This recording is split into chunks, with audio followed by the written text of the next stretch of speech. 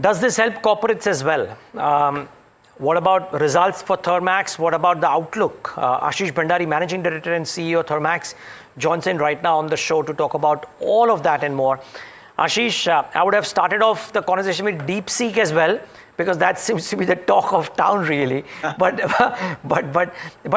can I, because we were just talking about the liquidity measures that the Reserve Bank of India has announced, can I for a moment start this conversation with that?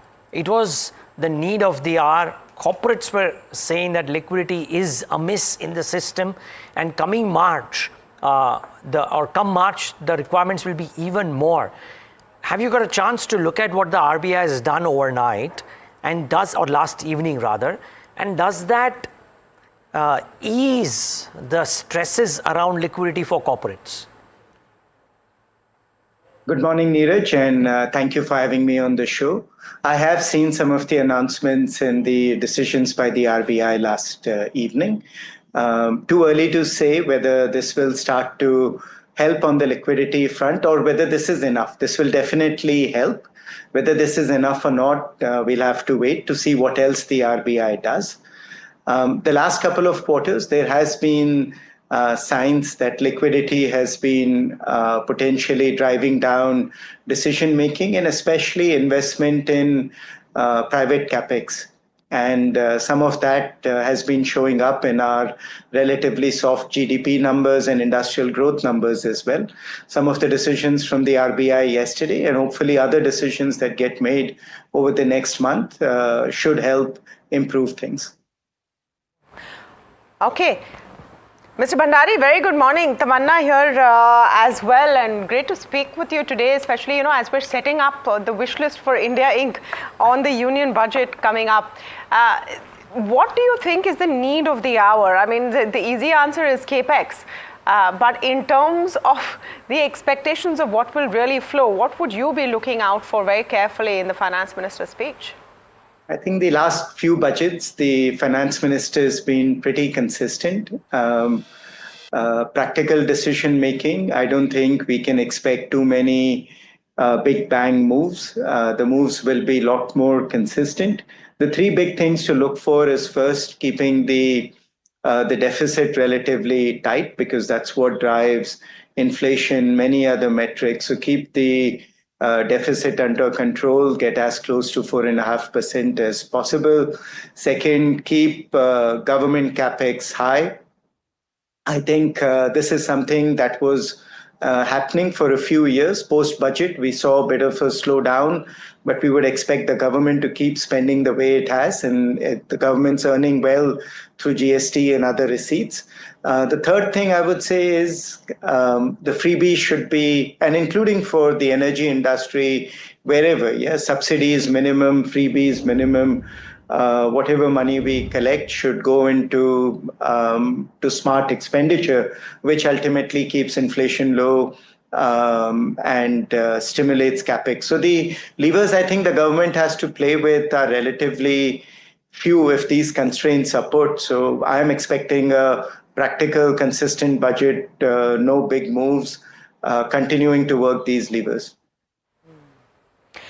Just on the point of the freebies, I thought that was interesting, Mr. Bhandari. And if you could just go a little deeper on that.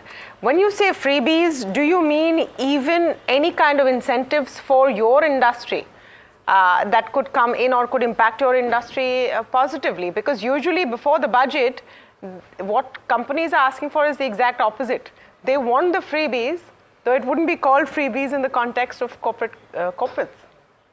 I think we keep asking for those, and we keep looking at the budgets and we don't see them. The subsidy regime is one that the government's looking to look beyond. I think there'll be more PLI kind of incentives, more requests for regulation to be cleaned up and helping industries take off by clarifying rules in hydrogen, in green transportation, shipping, bio-CNG, whatever the case may be.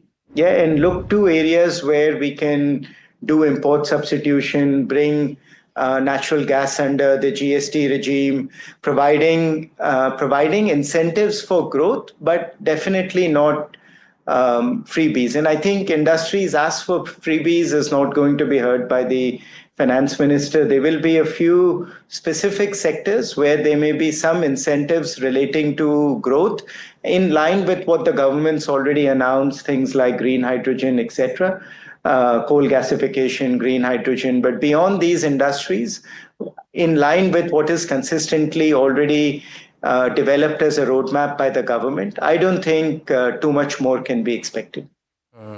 Okay. So Ashish, the belief was right that the government has done the heavy lifting. At some point of time, the private sector will come in. The private sector has not come in because the private sector is not seeing demand. Completely fair, and therefore the government will have to do the heavy lifting again. Thus far, signs seen in very few sectors, not across the board.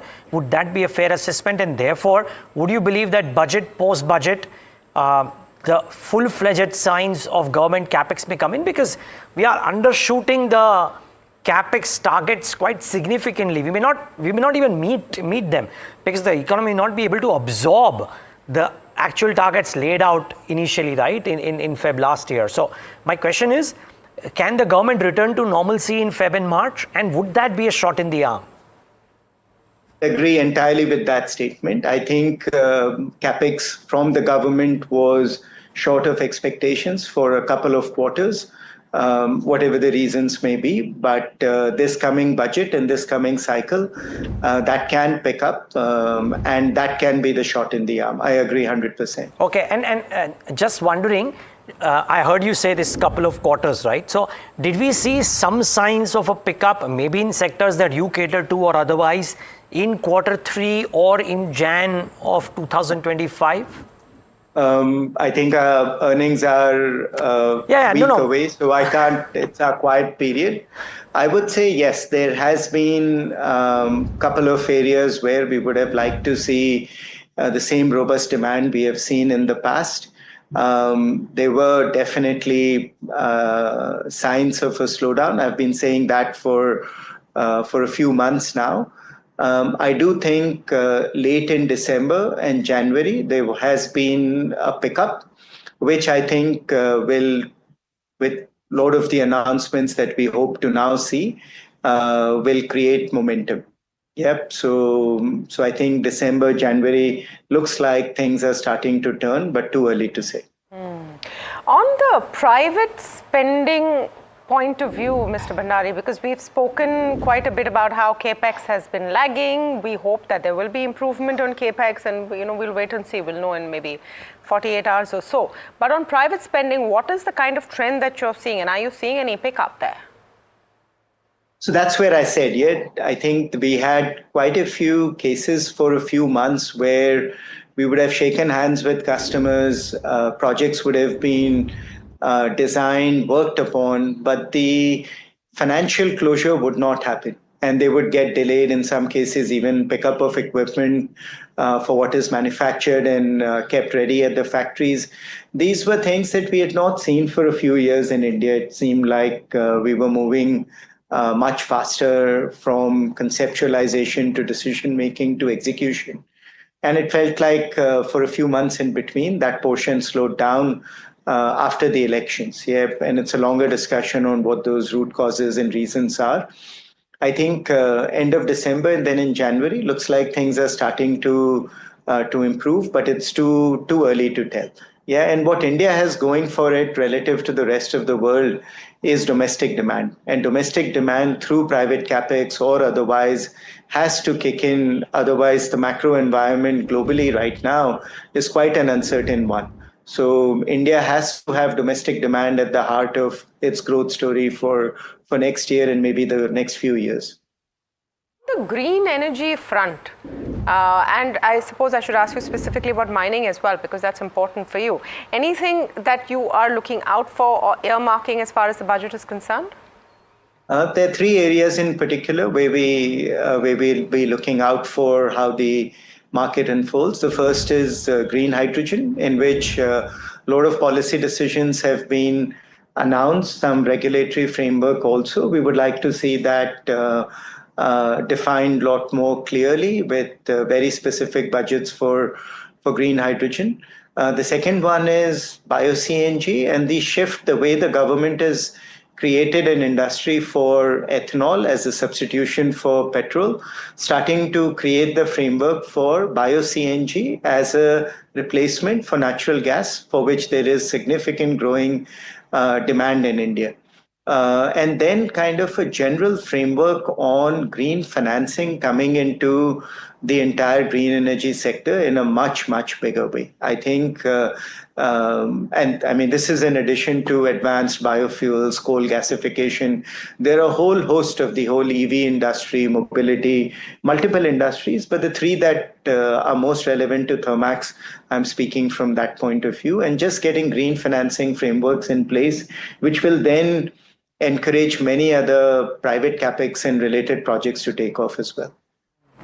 All right. Thank you so much for speaking with us, Ashish, and a pleasure to hear such clear, unvarnished answers on what is being expected from the budget.